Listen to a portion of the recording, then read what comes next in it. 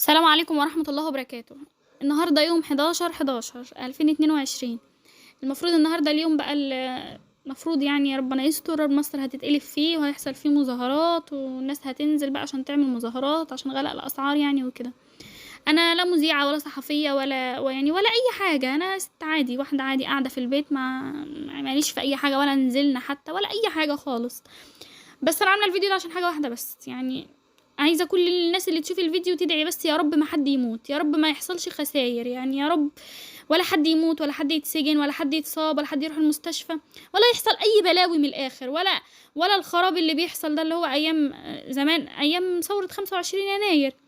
المظاهرات لما حصلت كده البلد اتقلبت خراب وناس خرجت من السجن، المجرمين اللي خرجوا من السجن والبلد اتقلبت، والصراحة ما بيبقاش فيه امان خالص. فالواحد فعلا بيخاف من فترة اللي هو تغيير الرئيس ده، او اللي هو الفترة اللي بيبقى فيها مظاهرات دي البلد فعلا بتتقلب فيها.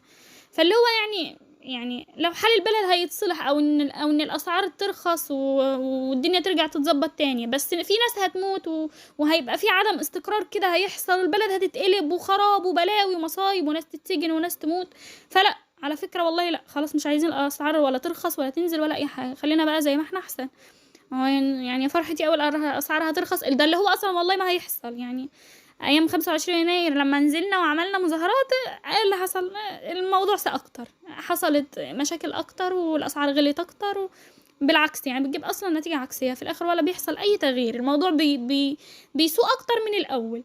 فاللي هو يعني ان حتى ما سقش وان حتى يعني كان هيبقى في حل، بس بالخراب وعدم الاستقرار وعدم الامان والناس اللي بتموت والبلاوي اللي بتحصل دي، فبرضه مش عايزين والله. يعني ان حصل كده بس هيحصل كل البلاوي دي، فلا مش عايزين، خلينا زي ما احنا كده قاعدين كويسين، ولا مشاكل ولا البلد هتتقلب ولا ناس تموت ولا اي حاجه. ايوه انا عارفه والله، يعني احنا مضغوطين وعلى اخرنا والله، والاسعار غاليه فعلا والله، والواحد زهق والله بجد من كتر ان كل حاجه غاليه نار فعلا والله، فعلا ناس مضغوطه جامد يعني. بس في الاخر لو هندور هنلاقي ان في حاجات اهم من حاجات.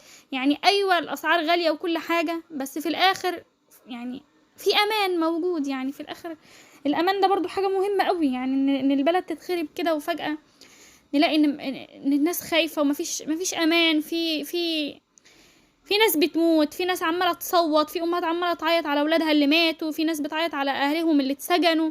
لا لا، يبقى الامان احسن، او يعني اللي احنا فيه دلوقتي احسن، اللي هو ايوه الاسعار غاليه وكل حاجه بس احنا عايشين في امان، عايشين في هدوء كده وسكينه. يعني في فعلا حاجات اهم من حاجات. ايوه على اخرنا وزهقنا وكل حاجه، بس ان كان هيحصل خراب فلا مش عايزين، خلينا زي ما احنا احسن. ايوه احنا عايزين الاسعار ترخص وتبقى كل حاجه سهله كده وبسيطه، ونشتري الحاجات من غير ما يطلع عينينا ومن غير ما نبقى راجعين كده من بره على اخرنا ومتضايقين من غلاء الاسعار. بس برضو ان كان ده هيترتب عليه ان في ناس هتموت وان فيها هيبقى عدم استقرار وعدم امان والخراب والحاجات اللي شفناها قبل كده دي اللي في الاخر برضو ما جابتش اي نتيجه، فلا خلينا زي ما احنا كده. فيا رب في الاخر عموما، يعني احنا لحد دلوقتي احنا المفروض دلوقتي هو الساعه 11 الا تلت، ما حصلش اي حاجه الحمد لله، يعني ولا سمعنا اي بلاوي ولا حد مات لحد دلوقتي ولا حد اتسجن، لسه الدنيا هدوء كده، ما الحمد لله ما سمعناش اي حاجه يعني وحشه. فيا رب نفضل ماشيين على كده، ورب ما يحصلش حاجه وحشه يا رب، ولا توجع قلب حد على حد يا رب، والله دي اهم حاجه، اهم حاجه تحصل، اهم من ان الاسعار ترخص. يعني يا رب ما يحصلش بلاوي، يا رب ما حال البلد ما يتقلبش كده يا رب يا رب. فيا رب بقى كل اللي يشوف الفيديو يقول يا رب ما نشوفش اي حاجه وحشه ويعدي اليوم ده على خير، يا رب ما يحصلش فيه اي حاجه يعني تزعل اي حد.